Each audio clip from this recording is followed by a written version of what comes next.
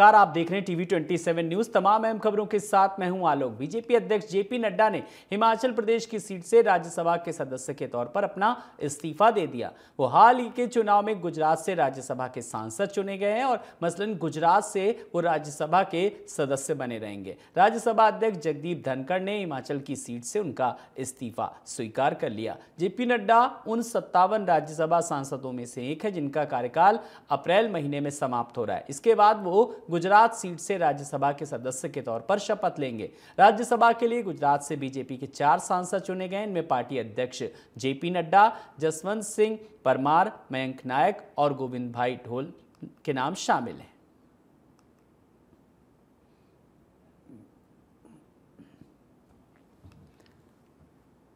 लोकसभा चुनाव को लेकर सभी राजनीतिक पार्टियां अपनी अपनी तैयारियों में जुट गई हैं। वहीं राजधानी लखनऊ में केंद्रीय राज्य मंत्री कौशल किशोर ने प्रेस कॉन्फ्रेंस की। उन्होंने संकल्प पत्र के लिए बीजेपी के द्वारा जनता के सुझाव और अन्य बिंदुओं की जानकारी दी। लोकसभा चुनाव को लेकर के हमारे सहयोगी पंकज तिवारी ने केंद्रीय राज्य मंत्री कौशल किशोर से खास बातचीत की। आइए सुनाते हैं क्या कुछ कहा। केंद्रीय मंत्री कौशल किशोर जी इस वक्त हमारे साथ मौजूद हैं, इनसे बात करेंगे। सर, आज आपने प्रेस कॉन्फ्रेंस की है, क्या कुछ मुद्दे रहे हैं, क्या कुछ लेकर बीजेपी जनता में जा रही है? देखिए, विकसित भारत बनाने के लिए सबको सुविधाएं मिले, उसके लिए हमारी सरकार जनता के बीच में जा रही है और विकसित भारत के लिए सुझाव भी मांगने का काम किया है। हम 2047 को लेकर के चल रहे हैं। 2024 में तीसरी बार मोदी जी की प्रचंड बहुमत की सरकार जनता बनाएगी। इसके लिए पूरी तरीके से किए गए कामों के प्रति आश्वस्त हैं और इसीलिए विपक्ष घबराया हुआ है। विपक्ष का वोटर भी जो है लोकसभा के चुनाव में मोदी जी को वोट देगा, एनडीए को वोट देगा। अखिलेश यादव पीडीए परिवार को मजबूत करने की बात कर रहे हैं, क्या लग रहा है यूपी में क्या स्थिति है पीडीए की? पीडीए का वो कई बार अलग अलग मायने बताते हैं, वो पहले उसके मायने इकट्ठा करें और पीडीए माने जो समझते हैं वो कुछ नहीं है। पीडीए के लोगों को ही सबसे ज़्यादा सुविधाएँ मोदी जी के नेतृत्व में मिली हैं। जिनको पीडीए मानते हैं वो उसमें अधिकतर लोग उनके दल में जो हैं वो भाजपा को वोट करेंगे 2024 में। एक आखिरी सवाल, 2024 लोकसभा चुनाव के लिए भाजपा ने आप पर एक बार फिर से विश्वास जताया, क्या है? मैं पार्टी के शीर्ष नेतृत्व का आभार व्यक्त करता हूं, अभिनंदन करता हूं। माननीय आदरणीय प्रधानमंत्री जी का, माननीय राजनाथ जी का, माननीय अमित शाह जी का, माननीय नड्डा जी का, माननीय बीएल संतोष जी का, माननीय मुख्यमंत्री जी का, माननीय भूपेन्द्र चौधरी जी हमारे प्रदेश अध्यक्ष और माननीय धर्मपाल जी पर मैं उनका अभिनंदन करता हूं, आभार व्यक्त करता हूं कि उन्होंने मेरे ऊपर विश्वास किया। उनके विश्वास पर मैं हर स्तर पर खरा उतरने का प्रयास करूंगा। तो ये थे केंद्रीय मंत्री कौशल किशोर, जिनका कहना था कि जो पीडीए समाजवादी पार्टी लेकर के चल रही है वो उनके ही पीडीए के लोग भाजपा को इस बार वोट करेंगे और साथ ही साथ दोबारा विश्वास जताने पर भाजपा के शीर्ष नेतृत्व को बहुत बहुत धन्यवाद। वीडियो जर्नलिस्ट पंकज गुप्ता के साथ पंकज तिवारी, टीवी 27 न्यूज, लखनऊ। वहीं बीजेपी के साथ हाल ही में गठबंधन में शामिल हुई राष्ट्रीय लोकदल ने लोकसभा चुनाव के लिए अपने उम्मीदवारों के नामों का ऐलान कर दिया। राष्ट्रीय लोकदल ने सोमवार को जारी उम्मीदवारों की लिस्ट में बागपत से राजकुमार सांगवान तो बिजनौर से चंदन चौहान को टिकट दिया, जिसके बाद विधायक चंदन चौहान ने शिव मूर्ति पर पुष्प अर्पित किए, पार्टी का आभार व्यक्त किया और चरण सिंह की मूर्ति पर माल्यार्पण किया। इस दौरान उनके समर्थकों का हुजूम देखने को मिला। बता दें कि आरएलडी को उत्तर प्रदेश में बीजेपी के साथ गठबंधन कर 2 लोकसभा सीटें बागपत और बिजनौर में ली थी। बीजेपी ने गठबंधन में एक विधान परिषद की सीट भी आरएलडी को दी है। इस पर आरएलडी ने योगेश चौधरी को प्रत्याशी बनाया।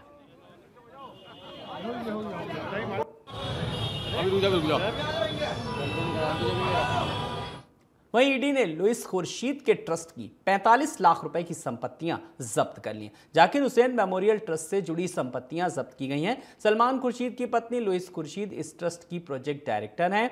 आपको बता दें कि दिव्यांगों के लिए उपकरणों की आपूर्ति में घोटाले से जुड़ा ये पूरा मामला है। ईडी ने पूर्व केंद्रीय मंत्री और कांग्रेस नेता सलमान खुर्शीद की पत्नी लुइस से दिव्यांगों के कृत्रिम अंग और उपकरण बांटने में अनियमितता को लेकर 23 फरवरी को पूछताछ की थी।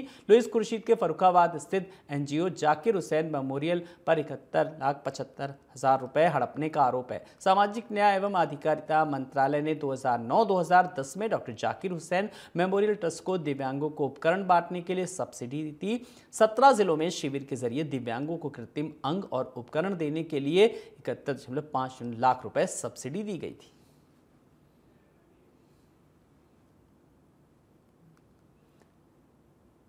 वहीं गुजरात में लोकसभा चुनाव से पहले कांग्रेस को एक बड़ा झटका लगा। राहुल गांधी की गुजरात में भारत जोड़ो न्याय यात्रा से पहले दो बड़े कांग्रेस नेता ने पार्टी से किनारा कर लिया। सीनियर नेता और कांग्रेस विधायक अर्जुन मोढवाडिया ने इस्तीफा दे दिया। अर्जुन मोढवाडिया गुजरात कांग्रेस के पूर्व अध्यक्ष और सीनियर नेता। उन्होंने आज विधानसभा अध्यक्ष से मिलकर विधायक पद से इस्तीफा दिया।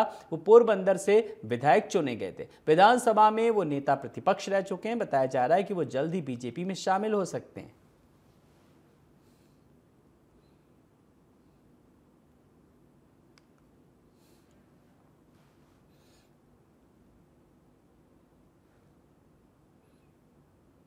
वहीं लोकसभा चुनाव से पहले कांग्रेस को एक बड़ा झटका लगा। वहीं अंबेडकर नगर से कांग्रेस नेता कृष्ण कुमार पांडे ने पार्टी का साथ छोड़ दिया। उन्होंने कांग्रेस से इस्तीफा दे दिया। अब ऐसी खबर आ रही है कि जल्द ही वो बीजेपी में शामिल हो सकते हैं। बता दें कि बीजेपी प्रत्याशी रितेश पांडे के चाचा हैं कृष्ण कुमार पांडे और लगभग 20 साल से वो कांग्रेस की राजनीति में सक्रिय थे।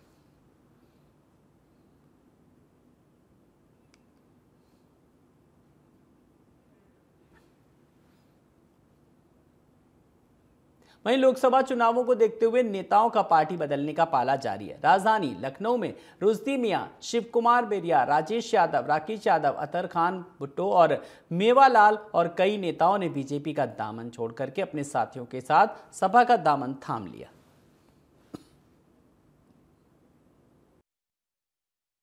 लोकसभा चुनाव के पहले नेताओं का अपना पार्टी बदलना जारी है। सभी नेता कम से कम अपने लोकसभा चुनाव को देखते हुए, अपने भविष्य को देखते हुए दूसरे पार्टियों का दामन थाम रहे हैं। इस वक्त हम समाजवादी पार्टी के प्रदेश कार्यालय पर है। आप देख सकते हैं यहाँ पे जो समाजवादी पार्टी के जो कार्यकर्ता हैं उनकी भीड़ है। साथ ही साथ जो अन्य पार्टियों, अन्य दलों से आए हुए लोग हैं, जो नेता हैं, उनकी भी भीड़ आप देख सकते हैं। पश्चिमी उत्तर प्रदेश की अगर जो बात की जाए तो बसपा को और बीजेपी और ब्राह्मण महासभा जो संगठन है, इसके तमाम बड़े नेता इस समय समाजवादी पार्टी कार्यालय पर मौजूद हैं। और समाजवादी पार्टी के जो राष्ट्रीय अध्यक्ष अखिलेश यादव हैं, इनके साथ यहाँ पर प्रेस वार्ता के समय इन्होंने समाजवादी पार्टी को ज्वाइन किया है। सीधे तौर पे अगर जो देखा जाए तो समाजवादी पार्टी कहीं ना कहीं अपना राजनीतिक जो दायरा है वो लोकसभा चुनाव के पहले बढ़ा रही है। और पीडीए परिवार की जो समाजवादी पार्टी बात कर रही थी, उसको मजबूत करने में कहीं ना कहीं और कड़ियों को जोड़ती हुई नजर आ रही है। क्योंकि सीधे तौर पे अखिलेश यादव का कहना है कि बिहार में 40 और उत्तर प्रदेश में 80 ये जो है दिल्ली में केंद्र सरकार को तय करेंगी। तो कहीं ना कहीं पीडीए परिवार को मजबूत करने के लिए अखिलेश यादव की जो कवायद है वो कहीं ना कहीं तेज होती हुई नजर आ रही है। वीडियो जर्नलिस्ट पंकज गुप्ता के साथ पंकज तिवारी, टीवी 27 न्यूज, लखनऊ। मुख्यमंत्री योगी आदित्यनाथ के संभावित दौरे को लेकर फर्रुखाबाद जिला अधिकारी और पुलिस अधीक्षक ने सभा स्थल और हेलीपैड स्थल का निरीक्षण किया। साथ ही सुरक्षा व्यवस्था का भी मुआयना किया। इस दौरान बीजेपी सांसद मुकेश राजपूत, बीजेपी जिला अध्यक्ष रुपेश गुप्ता भी मौजूद रहे। बता दें कि क्रिश्चियन इंटर कॉलेज ग्राउंड में मुख्यमंत्री के कार्यक्रम होने की संभावना है।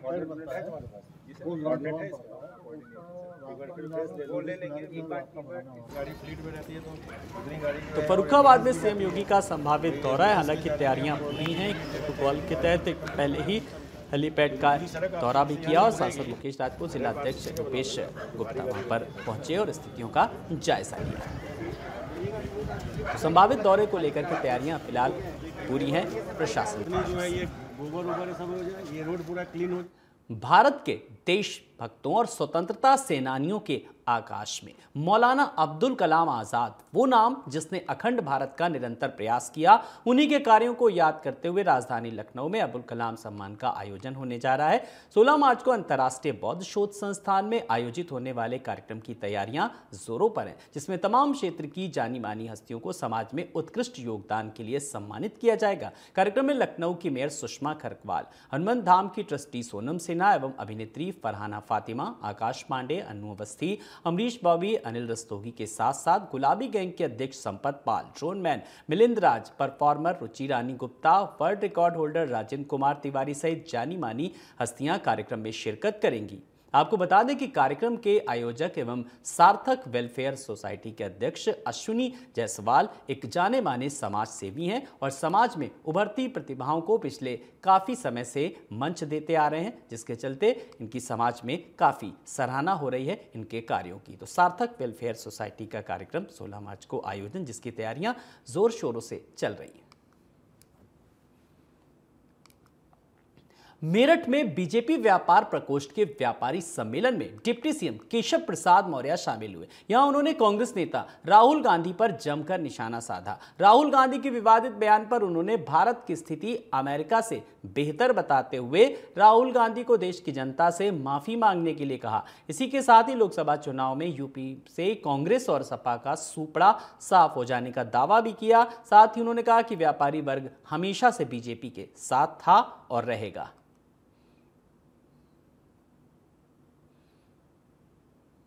मैंने कहा उसका जवाब तो हमारे पत्रकार साथी भी दे देंगे। अगर जिसका मानसिक संतुलन ठीक होता है, कोई पाकिस्तान से दुनिया के किसी देश की तुलना नहीं की जा सकती। भारत तो इस समय विकसित होने का संकल्प लेकर के 2047 तक आगे बढ़ रहा है। इसलिए ये शुद्ध रूप से मानसिक स्थिति चुनाव में बुरे हालात पूरे देश में कांग्रेस के हैं, इससे बिगड़ी हुई है। इसलिए उल्टे सीधे गैर जिम्मेदाराना बयान दे रहे हैं और श्री राहुल गांधी जी सहित कांग्रेस को माफी इसके लिए मांगना चाहिए। पाकिस्तान से भारत की तुलना करना ये भारत का अपमान है, भारतवासियों का अपमान है। भारत के विकास के पथ पर आगे बढ़ने का जो एक रास्ता बना है उसका अनादर करने का काम है। जी। बिहार की राजधानी पटना में रैली के दौरान लालू प्रसाद यादव द्वारा प्रधानमंत्री मोदी के परिवार वाला बयान तूल पकड़ता जा रहा है। तो वहीं अब मध्य प्रदेश बीजेपी अध्यक्ष वी.डी. शर्मा ने लालू यादव पर हमला बोला। उन्होंने कहा कि पीएम मोदी पूरे देश को अपना परिवार मानते हैं, जबकि लालू यादव जैसे लोग अपने परिवार तक सीमित हैं। विष्णुदत्त शर्मा ने कहा, भारत के प्रधानमंत्री नरेंद्र मोदी ने पूरे देश को अपना परिवार माना है। उन्होंने अपना पूरा जीवन और जीवन का एक एक पल देश को समर्पित किया है और लालू यादव जैसे लोग अपने बेटे बेटी और अपने परिवार तक ही सीमित हैं।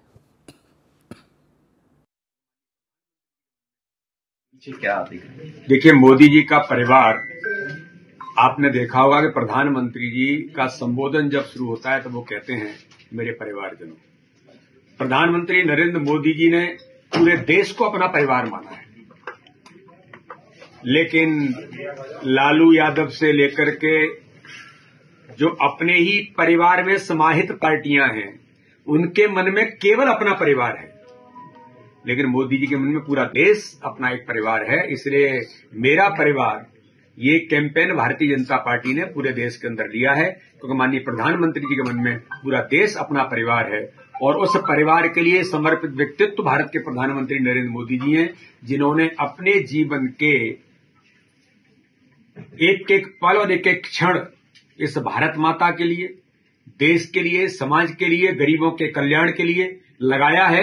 ऐसे प्रधानमंत्री नरेंद्र मोदी जी हैं, तो उनका विजन वसुधैव कुटुंबकम, दुनिया एक परिवार है, यहां तक प्रधानमंत्री जाते हैं कि दुनिया में कोरोना के महामारी के संकट में दुनिया को अगर उन्होंने ये कहा, ऐसे देश जो मुस्लिम कंट्रीज भी हैं उन्हें भी कैसे सहायता के पीछे।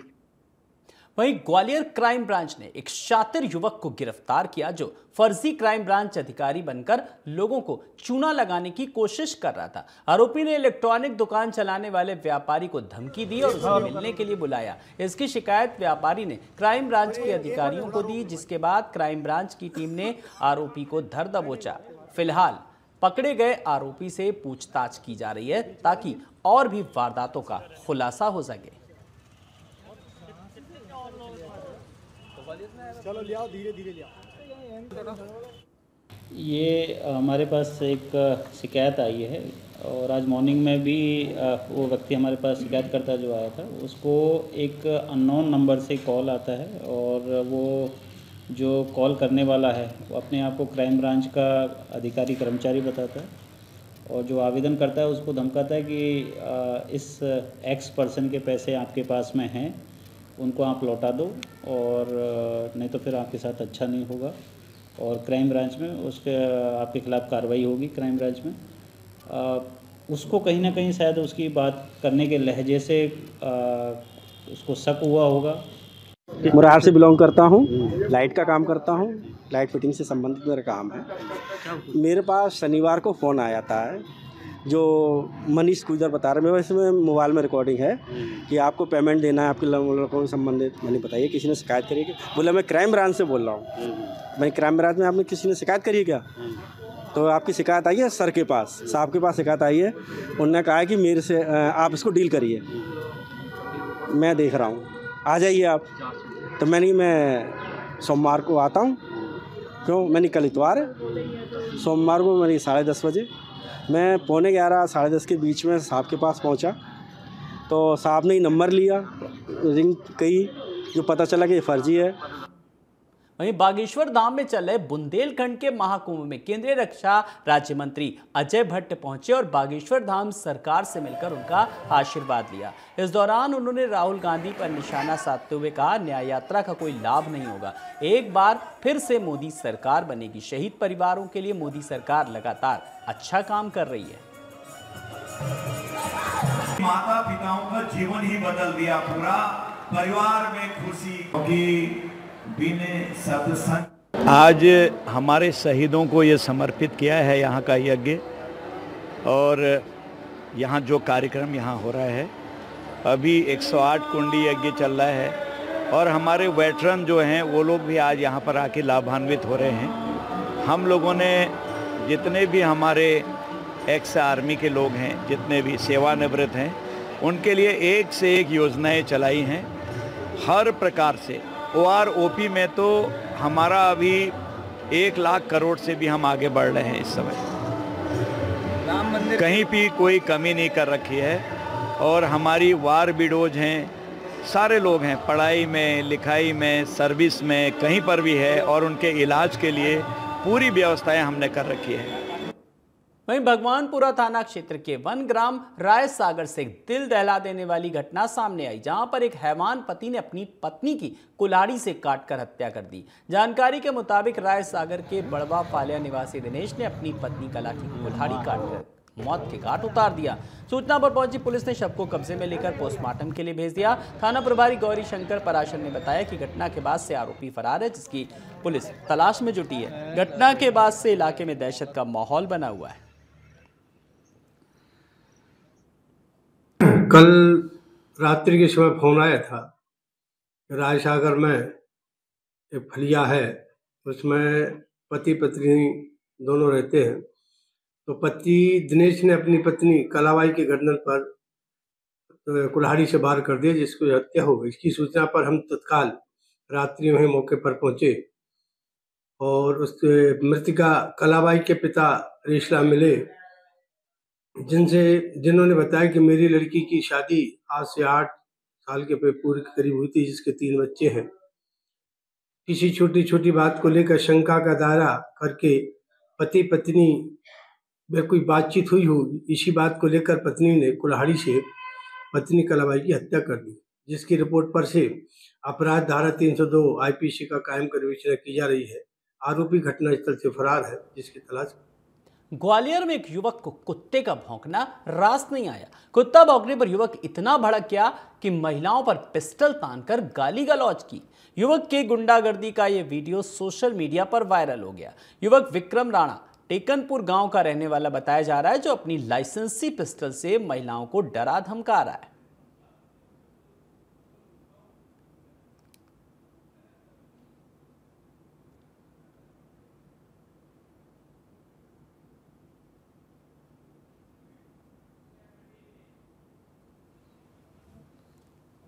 वहीं मध्य प्रदेश के पूर्व गृह मंत्री नरोत्तम मिश्रा ने टीएमसी विधायक पर पलटवार किया। उन्होंने कहा, यह देश को विभाजित करने का षड्यंत्र है। दक्षिण भारत के कुछ लोग हैं जो कि टुकड़े टुकड़े गैंग के, इनकी सोच विभाजनकारी है। मिश्रा ने राहुल, तेजस्वी, अखिलेश की तिकड़ी पर हमला बोलते हुए कहा कि वो दिवा स्वप्न देख रहे हैं। तेजस्वी पर तंज कसते हुए कहा, जो अपनी बनी बनाई सरकार नहीं बचा पाए, वो देश में सरकार क्या बनाएंगे। उन्होंने कहा, 2024 में कमल का बटन दबेगा तो आतंकवाद भी डरेगा और पाकिस्तान भी।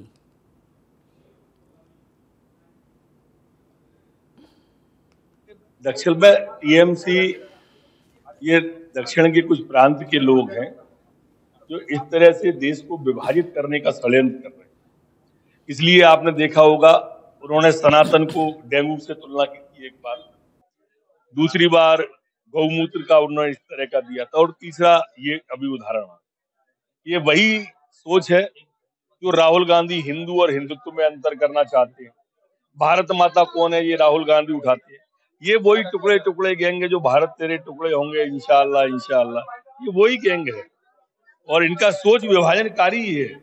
और वहीं इटावा लोकसभा से बीजेपी सांसद रामशंकर कठेरिया का एक बड़ा बयान सामने आया। सोशल मीडिया पर पोस्ट करते हुए पीएम मोदी से औरैया के रेलवे स्टेशन फफूंद का नाम दिबियापुर रेलवे स्टेशन करने की अपील की। गौरतलब है कि उत्तर प्रदेश के औरैया जिले में फफूंद रेलवे स्टेशन पड़ता है। इसका स्टेशन कोड PHD है। इस स्टेशन का नाम भले ही अजीब लग सकता है, लेकिन यह देश के A कैटेगरी के स्टेशनों में से एक है। यह स्टेशन औरैया और दिबियापुर के लिए है। फफूंद रेलवे स्टेशन अंग्रेजों के शासनकाल में बनाया गया था और अब उत्तर मध्य रेलवे द्वारा संचालित है। फफूंद रेलवे स्टेशन पर 5 ट्रैक और 4 प्लेटफॉर्म है। फफूंद स्टेशन इलाहाबाद रेलवे डिवीजन के कानपुर दिल्ली खंड पर सबसे अहम स्टेशनों में से एक है। खबर उन्नाव से, जहां पर 8 मार्च को महाशिवरात्रि के पावन पर्व पर निकलने वाली विशाल शोभा यात्रा को लेकर डीएम गौरांग राठी ने अफसरों और पीस कमेटी के सदस्यों के साथ बैठक की। डीएम ने मुस्लिम धर्मगुरुओं और हिंदू वर्ग के आयोजकों से आपसी भाईचारे के साथ यात्रा निकालने की अपील की। साथ ही PWD के अफसरों को शोभा यात्रा मार्ग तत्काल ठीक कराने के लिए और साफ सफाई के सख्त निर्देश दिए। वहीं डीएम ने सुरक्षा के कड़े इंतजाम को लेकर शोभा यात्रा मार्ग की ड्रोन कैमरे से निगरानी के भी निर्देश दिए।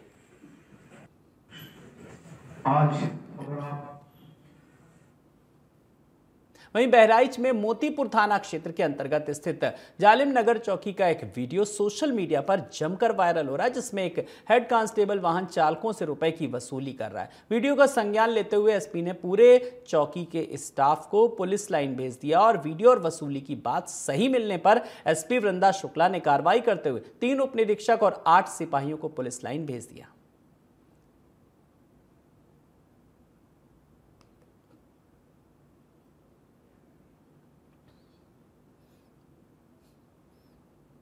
बुलंदशहर में हुए हादसे में मृतकों की संख्या बढ़कर 4 हो गई। घंटों की मशक्कत के बाद नहर से एक और शव को बरामद किया गया। बता दें कि बारात में जा रही एक इको कार हादसे का शिकार हो गई थी। कार सवार 6 लोग नहर में डूब गए, जिसमें 4 लोगों के शव मिल गए। वहीं शादी की खुशियां मातम में तब्दील हो गई।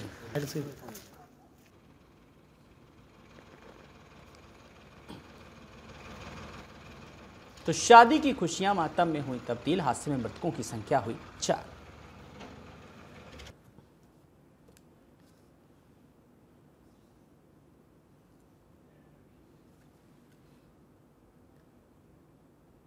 उन्नाव में हाईवे के किनारे खून से लथपथ एक युवक का शव मिला, जिसमें वहां हड़कंप मच गया। राहगीरों ने इसकी सूचना पुलिस को दी, जिसके बाद मौके पर आई पुलिस ने शव को कब्जे में लेकर जांच शुरू कर दी। पुलिस की प्रारंभिक जांच में पत्नी के प्रेमी द्वारा हत्या कर शव को फेंके जाने की बात सामने आई। वहीं मृतक के भाई की तहरीर पर पुलिस ने FIR दर्ज कर आरोपी को हिरासत में लिया और आगे की जांच कर रही है।